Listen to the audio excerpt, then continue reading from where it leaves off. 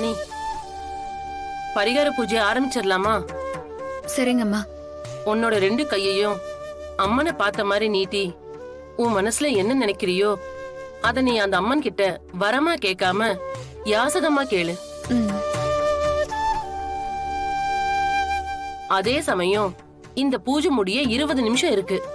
அது வரைக்கும் உன்னோட 2 கையிலையும் நான் ஏத்த போற கற்பூரம் அணைய கூடாது.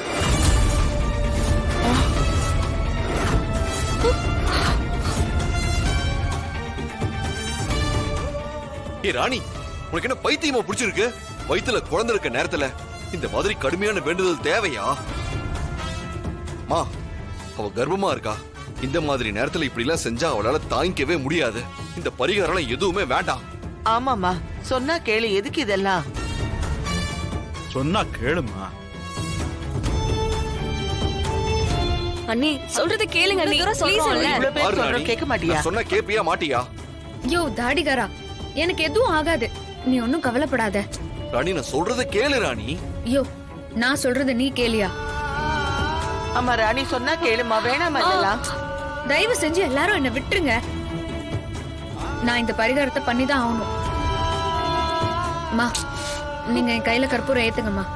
ராணி, உன்னோட 2 கையிலையும் தொடர்ந்து சூடம் ஏத்துவோம். அதாவது முதல்ல ஏத்தி வச்ச சூடம் அணைய போகும்போது இன்னொரு சூடம் வச்சு தொடர்ந்து அந்த சூடம் எரியணும். நீ அந்த வலியை தாங்கிக்கிட்டு எந்தவித தடையும் இல்லாம நல்லபடியா அந்த வேண்டுதலை நீ செஞ்சு முடிச்சிட்டா நீ வேண்டின காரியத்தை அந்த ஆத்தா உனக்கு நிறைவேற்றி கொடுப்பா. சரிங்கம்மா, ஏத்துங்க.